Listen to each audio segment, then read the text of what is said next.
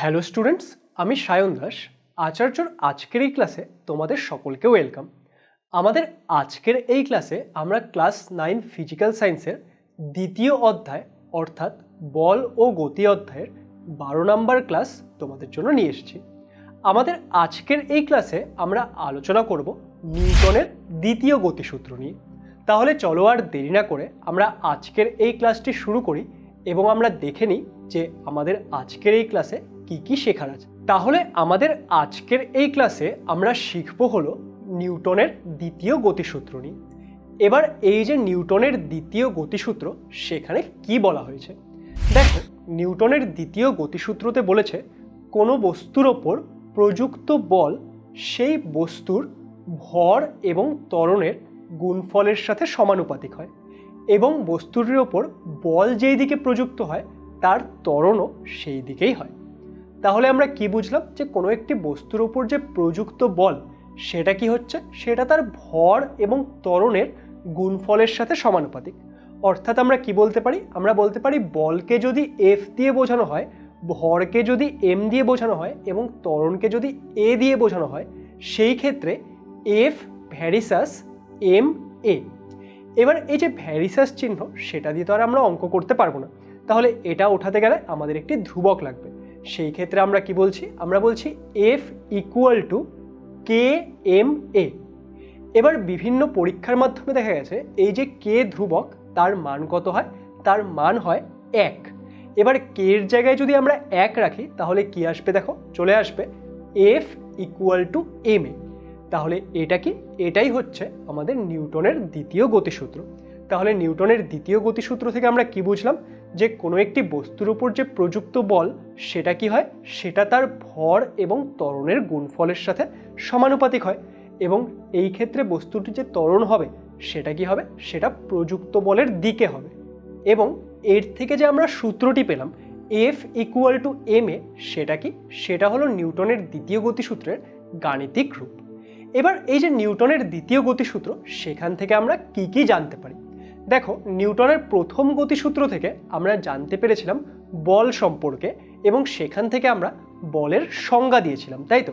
এছাড়াও আমরা নিউটনের প্রথম গতিসূত্র থেকে জাড্য ধর্ম সম্পর্কেও জানতে পেরেছিলাম। আমাদের এই যে নিউটনের দ্বিতীয় গতিসূত্র, সেখান থেকে আমরা বলের পরিমাপ সম্পর্কে জানতে পারবো। এছাড়াও আমাদের যে জাড্য ধর্মের পরিমাপ, সেটাও কিন্তু আমরা নিউটনের দ্বিতীয় গতিসূত্র থেকেই জানতে পারি। এছাড়াও আমরা যে এই একটি বস্তুর উপর বল প্রয়োগ করছি, সেই বল প্রয়োগ করার ফলে বস্তুটির মধ্যে যে ত্বরণ সৃষ্টি হচ্ছে, বা কিছু কিছু ক্ষেত্রে বস্তুটির গতির অভিমুখের বিপরীত দিকে যদি আমরা বল প্রয়োগ করি, সেই ক্ষেত্রে যে মন্দন সৃষ্টি হবে, সেই বলের সঙ্গে ত্বরণ এবং মন্দনের যে সম্পর্ক, সেটাও কিন্তু আমরা জানতে পারবো এই নিউটনের দ্বিতীয় গতিসূত্র থেকে। তাহলে আমি যদি বিষয়টি সামারাইজ করে বলি, নিউটনের দ্বিতীয় গতিসূত্র থেকে আমরা কি কি জানতে পারছি। 1 নম্বর হলো বলের পরিমাপ, দ্বিতীয় হলো জাড্য ধর্মের পরিমাপ এবং তৃতীয় হলো বলের সাথে ত্বরণ বা মন্দনের সম্পর্ক। এবার দেখো, আমরা যে নিউটনের দ্বিতীয় গতিসূত্র, সেখান থেকে কি জানতে পারলাম, যে আমাদের বস্তুটির যে বল সেটা কি, তার ভর এবং ত্বরণের গুণফলের সাথে সমানুপাতিক। এবার যদি আমরা কোনো একটি বস্তুর ওপর সমান পরিমাণ বল প্রয়োগ করি, সেই ক্ষেত্রে কি দেখা যায়, যে ধরে নাও আমাদের একটি নির্দিষ্ট বস্তু আছে এবং সেই বস্তুটির ভর একটি নির্দিষ্ট। তাহলে একটি ভর যদি নির্দিষ্ট থাকে, তার উপর যদি আমরা বেশি পরিমাণ বল প্রয়োগ করি, তার ত্বরণ বেশি হয় এবং বস্তুটির উপর যদি আমরা কম পরিমাণ বল প্রয়োগ করি, তার ত্বরণ কম হয়। তাহলে আমরা কি বুঝতে পারছি, যে একটি নির্দিষ্ট ভরের বস্তুর জন্য তার ত্বরণ সেটা কি, সেটা হচ্ছে প্রযুক্ত বল যত বেশি হবে ত্বরণ তত বেশি হবে, প্রযুক্ত বল যত কম হবে ত্বরণ তত কম হবে। এবার এই বিষয়টি আমরা বুঝলাম। আমরা আরেকটি বিষয় সম্পর্কে শিখব। আমাদের যে নিউটনের প্রথম গতিসূত্র, সেখানে আমরা জাড্য ধর্ম সম্পর্কে শিখেছিলাম। জাড্য ধর্ম কি, যে ধর্মের জন্য কোনো একটি স্থির বা গতিশীল বস্তু নিজের স্থির বা গতিশীল অবস্থা বজায় রাখার চেষ্টা করে, তাকে আমরা জাড্য ধর্ম বলি। এবার এই যে জাড্য ধর্ম, সেটা বস্তুর যে ভর, সেই ভরের সাথে সমানুপাতিক হয়। এবার এই বিষয়টি আমি কি করে বলছি দেখো। ফার্স্টে এটা আমি তোমাদের একটি উদাহরণের সাহায্যে বোঝাই। ধরে নাও যে একটি গাড়ি এবং একটি সাইকেল একই বেগে চলতে চলতে আসছে। এবার তাহলে দুজনেরই কি থাকবে, দুজনেরই গতিজাড্য থাকবে এবং দুজনের বেগ কি, দুজনের বেগ কিন্তু একই। তাহলে এই ক্ষেত্রে আমরা স্বাভাবিক অভিজ্ঞতা থেকেই জানি যে কোন ক্ষেত্রে বা কোন বস্তুটিকে থামানোর জন্য আমাদের বেশি বল প্রয়োগ করতে হবে, সাইকেলকে নাকি গাড়িকে। এই ক্ষেত্রে আমাদের গাড়িটিকে থামানোর জন্য কিন্তু বেশি বল প্রয়োগ করতে হবে। এবার এটা কেন হলো? এটা হলো কারণ আমাদের যে গাড়িটির ভর সেটা সাইকেলের ভরের থেকে বেশি, সেই জন্য তার যে জাড্য ধর্ম সেটাও কি হবে, সেটাও আমাদের সাইকেলের থেকে বেশি হবে। এবার এই বিষয়টিকে আমরা ম্যাথমেটিক্যালি বা গাণিতিকভাবে কিভাবে বুঝতে পারি? দেখো, নিউটনের যে দ্বিতীয় গতিসূত্র সেখান থেকে আমরা পেয়েছি F equal to M A, তাই তো? এবার F ইকুয়াল টু যদি এম এ হয় তাহলে A ইকুয়াল টু কত হবে? A ইকুয়াল টু হবে F বাই এম। এবার এই যে আমরা সমীকরণটি পেলাম A equal to F by M, এটাকে একটু ভালো করে বোঝার চেষ্টা করো যে আমাদের যদি একই পরিমাণ ত্বরণ সৃষ্টি করতে হয় তাহলে সেই ক্ষেত্রে আমাদের যেই বস্তুটির ভর বেশি হবে তার ক্ষেত্রে কি হবে, আমাদের বেশি বল প্রয়োগ করতে হবে। কীরকম বিষয়টি? ধরে নাও আমাদের এই ত্বরণের মান হলো 2। এবার ত্বরণের মান যদি 2 হয়, এবার উদাহরণ হিসেবে নাও যে আমাদের যে বস্তুটির ভর হলো 2, তাহলে সেই ক্ষেত্রে কতখানি বল প্রয়োগ করতে হবে? আমি এখানে এককগুলো বলছি না, শুধু সংখ্যার মাধ্যমে তোমাদের বোঝাচ্ছি যে আমাদের A ইকুয়াল টু সেটা আমরা নিচ্ছি 2, অর্থাৎ দুটা আলাদা আলাদা বস্তু আছে, তাদের দুজনের মধ্যে আমরা কি করতে চাই, ত্বরণ A ইকুয়াল টু 2 তৈরি করতে চাই। এবার A ইকুয়াল টু কত হয়, F বাই এম।